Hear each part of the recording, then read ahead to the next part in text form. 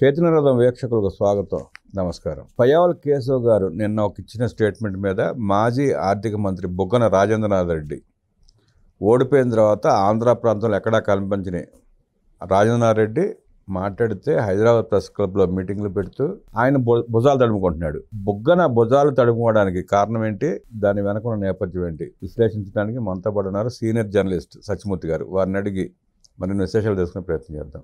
Sir నమస్తే. నమస్కారం అండి. నిన్న పయ్యావుల కేశవ్ గారు మాట్లాడుతూ తీవ్రమైన ఆరోపణలు చేశారు వైఎస్ఆర్ కాంగ్రెస్ పార్టీ మీద. దానికి స్పందిస్తూ తను ఏదో దొంగతనం చేసినట్టు భుజాలు తడుముకుంటూ ఈరోజు ప్రెస్ మీట్ పెట్టాడు బుగ్గన రాజేంద్రనాథ్ రెడ్డి. ఆ నేపథ్యం ఏంటి, ఎందుకు అలా స్పందించాల్సి వచ్చిందంటారు ఆయన? బుగ్గన రాజేంద్రనాథ్ రెడ్డి ఆర్థిక మంత్రి అనే విషయం ఇద్దరికీ తెలుసు. ఒకళ్ళు రిజర్వ్ బ్యాంకు అక్కడ బాండ్లు వేలం వేసే వ్యక్తికి, రెండు కేంద్ర ఆర్థిక మంత్రి నిర్మలా సీతారామన్కి. వీళ్ళిద్దరికీ తప్ప ఎవ్వరికీ కూడా ఇతను ఆర్థిక మంత్రి అనే విషయం తెలియదు.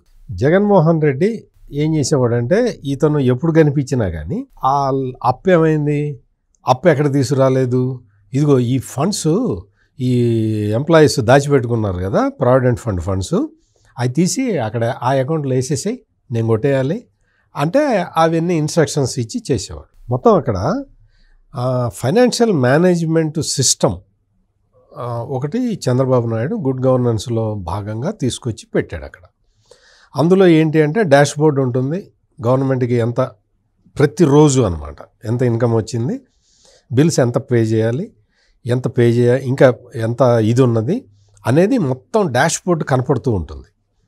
అందరికీ కాదు, లిమిటెడ్ వీళ్ళకి.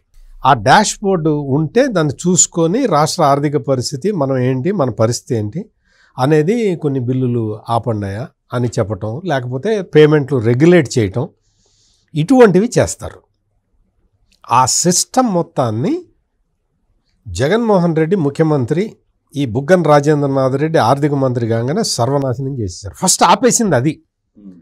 అంటే విధ్వంసాన్ని మొదలు పెట్టడానికి చాలామంది ఏమనుకుంటారంటే ప్రజావేదిక కూల్చడం ద్వారా రాష్ట్ర విధ్వంసం మొదలైంది అనుకుంటారు. కాదు, ఈ ఫైనాన్షియల్ మేనేజ్మెంట్ సిస్టమ్ని విధ్వంసం చేయటం దగ్గర నుంచి రాష్ట్ర పతనం, రాష్ట్రానికి ఆర్థిక పతనం ప్రారంభమైంది. వాళ్ళకి కావాల్సిన వాళ్ళకి బిల్స్ ఇచ్చుకోవటం, ఎంత వచ్చిందో ఎంత పోయిందో తెలియకపోవటం, అప్పులు తెచ్చుకోవటం, ఇవన్నీ అప్పులు తీసుకొచ్చిన అప్పుల్ని ఎట్లా డైవర్ట్ చేసుకోవాలో ప్లాన్ వేసుకోవటం, ఆ డైవర్ట్ చేసుకున్నవన్నీ ఎట్లా కొట్టేయాలో ప్లాన్ చేసుకోవటం, ఇదే గోల జగన్మోహన్ రెడ్డి 5 సంవత్సరాల కాలంలో జరిగింది. ఇది కూటమి ప్రభుత్వం అధికారంలోకి వచ్చిన తర్వాత రకరకాలుగా ఆర్థిక పరిస్థితిని మెరుగుపరచడానికి రకరకాల సోర్సుల నుంచి మొబిలైజ్ చేసుకుంటున్నారు. ఎప్పుడైనా రామబ్రహ్మం గారు, ఏ రాష్ట్రమైనా కేంద్రమైనా ఏ దేశమైనా సరే అప్పు చేయటం అనేది తప్పు అని ఎవ్వరూ అనరు. తీసుకొచ్చిన అప్పులో మూలధనం వ్యయం ఎంత అనేది చూస్తారు. అంటే క్యాపిటల్ ఎక్స్పెండిచర్ని ఎక్కువ పెట్టే ప్రభుత్వం కానీ, ఎక్కువ పెట్టే దేశం కానీ అభివృద్ధి పదంలో పయనిస్తున్నట్టు లెక్క. క్యాపిటల్ ఎక్స్పెండిచర్ అంటే ఏంటి అంటే ఈ మూలధన వ్యయం అంటే బేసిక్ ఇన్ఫ్రాస్ట్రక్చర్ ప్రొవైడ్ చేయటం. ఇన్ఫ్రాస్ట్రక్చర్ ఇన్ ద సెన్స్ పరిశ్రమలు రావటానికి అనువైన వాతావరణం కల్పించటమే కాకుండా నీటిపారుదల ప్రాజెక్టులు కట్టడం, కాలువలు తవ్వటం, రోడ్లు వేయటం, ఇవన్నీ కూడా ఇన్ఫ్రాస్ట్రక్చర్ డెవలప్మెంట్ కిందకు వస్తాయి. ఇవన్నీ చేయటం వల్ల ఏమవుతుంది అంటే, మీకు ఉదాహరణకి ఏదో ఒక ఓడరేవు ఉన్నది. ఆ ఓడరేవు నుంచి ప్రపంచానికి వేరే రోడ్డు కనెక్టివిటీ, రైల్ కనెక్టివిటీ లేదు అనుకోండి. ఓడరేవు ఉంది, సముద్రంలో షిప్ వస్తుంది, అక్కడ ఆగుతుంది. ట్రైన్ కనెక్టివిటీ ఉండదు, గూడ్స్ బండి రావాలి కదా, దాని కనెక్టివిటీ ఉండదు, రోడ్డు కనెక్టివిటీ ఉండదు. అప్పుడు ఏం జరుగుతుంది, ఆ పోర్టుకి సరుకులు తీసుకొచ్చేవాడు తీసుకురాడు. అక్కడికి వచ్చి ఏం చేయాలి, దారి లేదు. మీకు ఉదాహరణకి కృష్ణపట్నం చూసాం.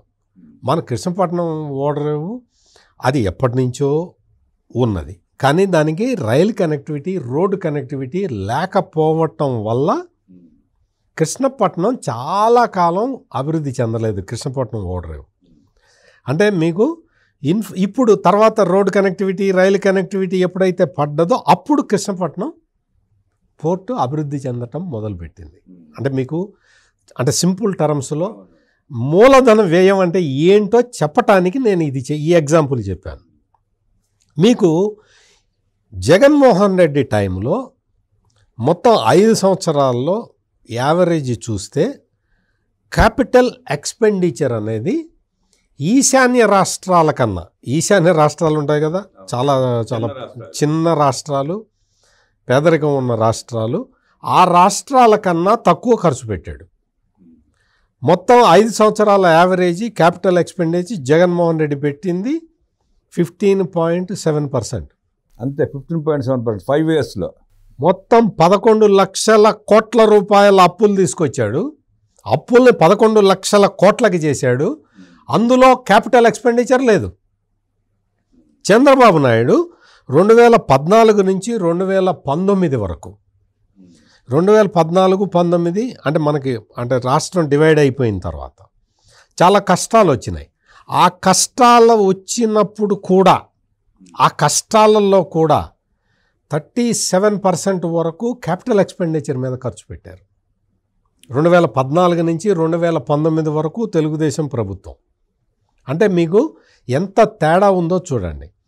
అంటే అందుకనే అప్పుడు తీసుకొచ్చిన అప్పుల మీద ఇంట్రెస్ట్ పేమెంట్ అది బర్డెన్ కాలేదు. ఈ రోజున అంటే జగన్మోహన్ రెడ్డి చేసిన ఆర్థిక విధ్వంసం కారణంగా మీకు సంపద సృష్టిస్తాను అని చంద్రబాబు నాయుడు అంటే జగన్మోహన్ రెడ్డి ఎగతాళి చేస్తూ ఉంటాడు. సంపద అంటే జగన్మోహన్ రెడ్డికి సంబంధించిన సరస్వతి పవరు, లేకపోతే భారతీ సిమెంట్సు, లేకపోతే సాక్షి మీడియా ఇవి పెరగాలి కానీ రాష్ట్ర ప్రభుత్వానికి అసెట్స్ పెరిగితే ఎట్లా, తప్పు కదా అని ఆలోచించే వ్యక్తి కాబట్టి సంపద సృష్టి అనేది అతనికి తెలియదు. ఇక్కడ ఏమంటాడు అంటే అసలు యాక్చువల్గా ఇది ఏంటి అంటే ఎన్ఎండిసి బాండ్లు వేలం వేద్దాము అని చెప్పి రాష్ట్ర ప్రభుత్వం ప్రయత్నం చేసింది. ఆ ప్రయత్నం చేస్తే అందులో ఏంటి అంటే మెయిన్ క్లాజ్ ఏంటి అంటే ఎవరైతే ఈ బాండ్లలో పెట్టుబడులు పెడతారో వాళ్ళకి ఫస్ట్ అంటే ఇందులో వచ్చే ఇన్కమ్ తోటి వాళ్ళకి తీర్చిన తర్వాతే మేము ఈ యాక్టివిటీ తర్వాత కంటిన్యూ చేసుకుంటాం అని ఒక క్లాజ్, ఒకటి కొత్త క్లాజ్ యాడ్ చేశారు.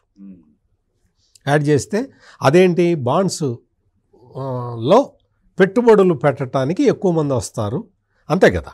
ఇప్పుడు నా డబ్బులు సేఫ్గా ఉన్నాయంటే నేను పెడతా. నేను మీకు ఒక 10 రూపాయలు ఇచ్చాను అనుకోండి, మీరు ఏదన్నా తిని ఆకలి అంటే మీరు కాదు, మా ఉదాహరణ చెప్తున్నా, జనరల్గా చెప్తున్నా.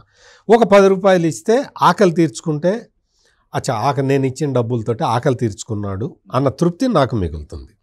10 రూపాయలు నేను ఇస్తే మీరు తీసుకెళ్ళి 10 రూపాయలు ప్యాకెట్లో పెట్టారనుకోండి, మళ్ళీ అడిగితే ఇస్తారా? ఎవరో వృధా అవుతున్నాయి. అది జగన్మోహన్ రెడ్డి టైంలో జరిగింది. అది ఇప్పుడు ఈ మొత్తం ఈ టోటల్ బాండ్స్ అన్నీ కూడా ఇవి ఫ్లోట్ చేసిన తర్వాత, పెట్టుబడులను ఆహ్వానించిన తర్వాత ఏం చేశాడంటే జగన్మోహన్ రెడ్డి, ఎంత దుర్మార్గపు ఆలోచన ఉన్నది జగన్మోహన్ రెడ్డికి అంటే, ఒక అతను విదేశాల్లో ఉండే ఒక అతను ఉమానాథ ఏదో ఉంది పేరు, అది అసలు అతని అకౌంటు లేకపోతే జగన్మోహన్ రెడ్డిదే ఫేక్ అకౌంటు, ఈ బుగ్గన రాజేంద్రనాథ్ రెడ్డి ఫేక్ అకౌంటు మనకు తెలియదు. ఆ అకౌంట్ నుంచి ఎవరెవరైతే పెట్టుబడులు పెట్టడానికి వస్తూ ఉన్నారో వాళ్ళందరికీ మెయిల్స్ ఫార్వర్డ్ చేయించాడు. 200 మెయిల్స్ ఫార్వర్డ్ చేశాడు. ఫార్వర్డ్ చేసి మీరు ఇందులో పెట్టమాకండి, ఈ రాష్ట్ర ప్రభుత్వం దివాలా ఎత్తింది, ఈ రాష్ట్ర ప్రభుత్వానికి ఆర్థిక క్రమశిక్షణ లేదు, అది లేదు, ఇది లేదు, ఇది లేదు అని చెప్పి 200 ఈమెయిల్స్ పంపించాడు. ఈమెయిల్స్ పంపించినప్పుడు 9,000 కోట్లు ఎంతో సేకరించాలన్నమాట.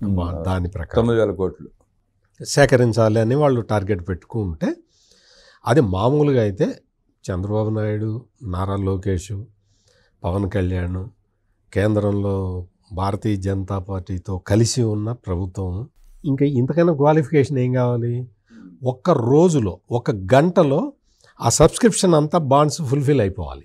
వీళ్ళు ఎప్పుడైతే వీళ్ళు ఇటువంటి 200 ఈమెయిల్స్ పంపించారో, ఎవరైతే పెట్టుబడి పెడదాం అనుకున్నారో వాళ్ళు వెరిఫై చేసుకోవడానికి, అంటే ఎవడు అసలు వీడెవడు ఈమెయిల్ పంపించిన వాడు, రాష్ట్ర ప్రభుత్వం బాండ్స్ అడుగుతూ ఉంటే, పెట్టుబడులు అడుగుతూ ఉంటే వీడెవడు ఇట్లా పంపించడానికి అని చెప్పి వాళ్ళు వెరిఫై చేసుకోవటానికి కొంత టైం పట్టింది.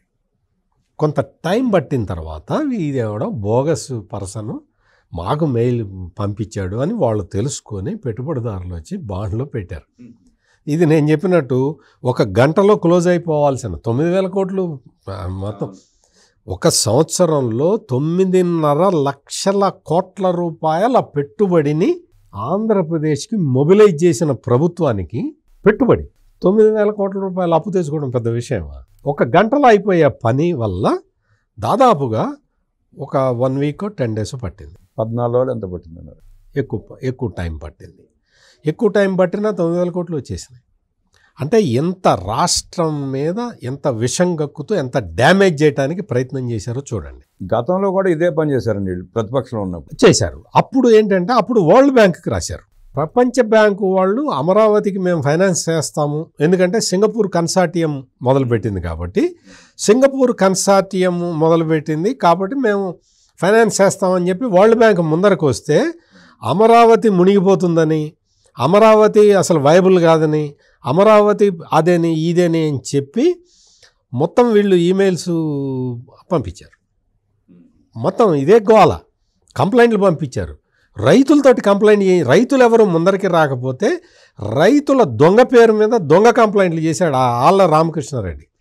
నేను లోకల్ ఎమ్మెల్యేని, నేను చెప్తున్నాను అది ఇది అని చెప్పి రకరకాలుగా చేశారు, ప్రయత్నం చేశారు, చాలా ప్రయత్నాలు చేశారు. ఇప్పుడు వరల్డ్ బ్యాంక్ మళ్ళీ వచ్చింది, మళ్ళీ అంతకన్నా ఎక్కువ లోన్ ఇచ్చింది. అంటే ఎందుకు చెప్తున్నానంటే వీళ్ళ మీద ఇంత డ్యామేజ్ చేస్తారా రాష్ట్రానికి అని ఆర్థిక మంత్రి పయ్యావుల కేశవ్కి నిజంగా కోపం వచ్చింది.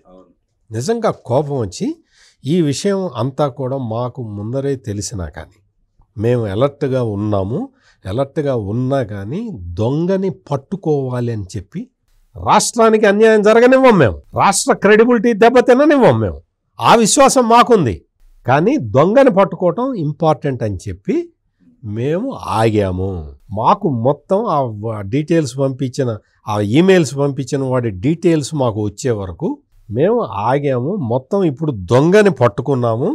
ఆ దొంగ ఎవడు అంటే ఈ వైఎస్ జగన్మోహన్ రెడ్డికి సంబంధించిన వ్యక్తి, లేదు అతని బినామీ, లేదు అతనే మారు పేరుతోటి మారు అకౌంట్ తోటి పెట్టించాడు.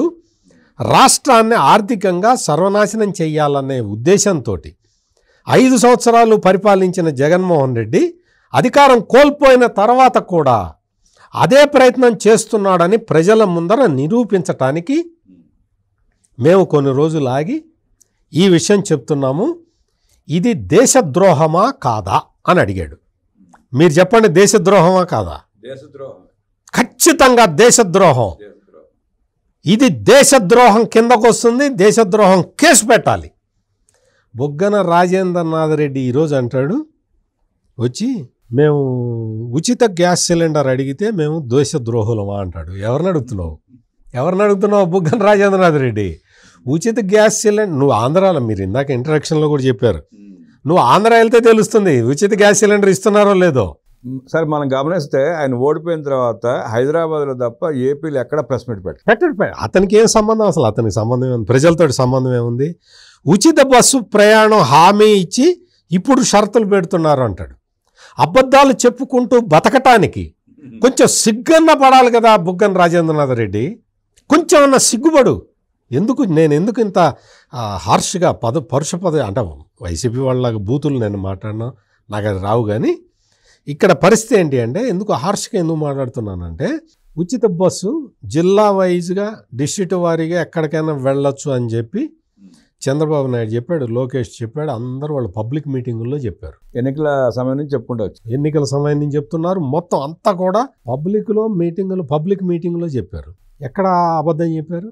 ఇప్పుడు ఏం చెప్తున్నారు? ఆగస్టు 15 నుంచి నేను ఉచిత బస్సు ఇది చేస్తున్నాను, దాని మీద జగన్మోహన్ రెడ్డి 5 సంవత్సరాల కాలంలో ఒక్క కొత్త ఆర్టీసీ బస్సు కూడా కొనలా. పాడైపోయిన బస్సులు రిపేర్ కూడా చేయించలేదు సార్. టైర్లు పోతే టైర్లకు పంచర్లు వేయించే దిక్కు లేని ప్రభుత్వం జగన్మోహన్ రెడ్డి ప్రభుత్వం. బస్సులని పక్కన పెట్టేశారు. ఇప్పుడు అవన్నీ మళ్ళీ తీసుకొచ్చి ఆర్డర్లో పెట్టి కొత్త బస్సులు కొని అవి కూడా ఎలక్ట్రిక్ బస్సులు తీసుకొచ్చి పొల్యూషన్ లేకుండా చేద్దామని చెప్పి ప్లాన్ చేయడానికి టైం పట్టింది. ఉచిత బస్సు ఆగస్టు 15 నుంచి వస్తుంది. ఇవన్నీ తెలుసా బుగ్గన రాజేంద్రనాథ్ రెడ్డి? నీకేమీ అంటే ఇటువంటివి ఏమీ తెలియదు. అన్నదాత సుఖీభవ ఇచ్చారా? ఇస్తున్నారు చూడు, కేంద్ర ప్రభుత్వం వేయంగానే వస్తుంది. నువ్వు ఎగ్గొట్టావు డబ్బులు, వారం రోజులు నువ్వు డబ్బులు ఎగ్గొట్టావు, కూటమి ప్రభుత్వం డబ్బులు ఇచ్చేస్తూ ఉన్నది. వీళ్ళు ఎంత ఇచ్చారో మొదటి విడతలోనే ప్రభుత్వం అందిస్తుంది. రాష్ట్రానికి తెచ్చిన అప్పులు ఎక్కడికి పోతున్నాయి? 2,45,000 కోట్ల బడ్జెట్ ఎక్కడికి పోయింది? ఎక్కడికి పోయిందా? వచ్చి ఒకసారి ఆంధ్రాలో చూస్తే తెలుస్తుంది నీకు. ఇంకొక విషయం ఏంటంటే, పెన్షన్లకు తప్ప ఏ సంక్షేమ పథకానికైనా కేటాయింపులు చేస్తున్నారా? ఒక ఆర్థిక మంత్రి అడిగే ప్రశ్న అండి ఇది. మతి భ్రమించిందండి. నేను ఆర్థిక మంత్రిగా చేసావు కదా నువ్వు, అది కూడా ఎప్పుడో 20 ఏళ్ల కిందట 30 ఏళ్ల కిందట కాదు కదా. నువ్వు 1 సంవత్సరం కిందట వరకు నువ్వే కదా ఆర్థిక మంత్రివి. మొత్తం మంత్రివర్గం మొత్తం మార్చిన నిన్ను మార్చలేదు కదా. నువ్వు 5 ఏళ్ళు ఆర్థిక మంత్రిగా ఉన్నావు కదా. నువ్వు అడగాల్సిన క్వశ్చన్ ఇది. ఒకసారి బడ్జెట్ చదవటం కూడా చేత కదా బుగ్గన రాజేంద్రనాథ్ రెడ్డి? ఈయన 5 సంవత్సరాల్లో ప్రవేశపెట్టిన బడ్జెట్ సుమారుగా 12 లక్షల కోట్లు, చేసినప్పుడు 11 లక్షల కోట్లు, 23 లక్షల కోట్లలో వీళ్ళు సంక్షేమాన్ని ఖర్చు పెట్టింది 2,60,000 కోట్లు. మిగతా డబ్బులు ఏమైనా ఈయన లెక్క చెప్పాలి. ఇప్పుడు ఇది చెబుతున్నాడు. అసలు ఉద్యోగులకి 1వ తేదీన జీతాలు ఇచ్చే పరిస్థితి ఉందా? అరే ఎంత ఫూలిష్గా మాట్లాడుతున్నావు బుగ్గన రాజేంద్రనాథ్ రెడ్డి. ఇది నా సొంతగా నేనేం చెప్పట్లేదు రామబ్రహ్మం గారు. ఇగో సాక్షిలో వచ్చిన వార్తే నేను చదువుతున్నా. సాక్షిలో వచ్చింది, అధికారిక వాళ్ళ పార్టీ గజెట్ ఉంది కదా, సాక్షిలో వచ్చిన వార్తే చదువుతున్నా నేను. అంతే తప్ప నేనేదో సొంతగా నక్క బుగ్గన రాజేంద్రనాథ్ రెడ్డి అనకపోయినా నేనంటల్లా. ఉద్యోగులకు 1వ తేదీన జీతాలు ఇచ్చే పరిస్థితి ఉందా? బుగ్గన రాజేంద్రనాథ్ రెడ్డి సిగ్గుపడు, కనీసం సిగ్గుపడు. ఇటువంటి మాటలు మాట్లాడటానికి, ఇటువంటి విషయాలు ప్రచారం చేయటానికి కనీసం సిగ్గుపడు. 1వ తారీఖు కాదు, పెన్షన్లు అయితే 1వ తారీఖు ఆదివారం వస్తే 31వ తారీఖు ఇస్తున్నారు. ఈయనకి వచ్చే పెన్షన్ డేటా బయటపడి తెలిసిపోద్ది కదండి. అంతే, మాజీ ఎమ్మెల్యేగా ఆయనకు కూడా పెన్షన్ వస్తుంది, చూసుకోపో, వెళ్ళి బ్యాంకు చెక్ చేసుకోపో. నీకు పెన్షన్లు 31వ తారీఖు లేకపోతే 30వ తారీఖు ఉంటే 1వ తారీఖు ఆదివారం అయితే 30వ తారీఖు పెన్షన్ ఇస్తున్నారు. జీతాలు చూసుకోపో. నీ వల్ల సివిల్ రేటింగ్ మొత్తం దెబ్బతిన్నది ఎంప్లాయీస్, ప్రభుత్వ ఉద్యోగస్తులకి ఎవడు లోన్లు కూడా ఇవ్వాల. ఈ రోజున చూసుకోపో వాళ్ళ సివిల్ స్కోర్ ఎంత పెరిగిందో. ఏం మాట్లాడుతున్నావు బుగ్గన రాజేంద్రనాథ్ రెడ్డి? ఇతను చెప్తాడు, ఇటువంటి కార్యక్రమాలన్నీ చెబుతూ మొత్తం ప్రజల తరఫున పోరాటం చేస్తాం, ప్రశ్నిస్తూనే ఉంటాం. ఏం ప్రశ్నిస్తావు? నీకేం తెలుసు? నీకు సబ్జెక్ట్ ఏమైనా తెలిస్తే కదా నువ్వు ప్రశ్నించటానికి.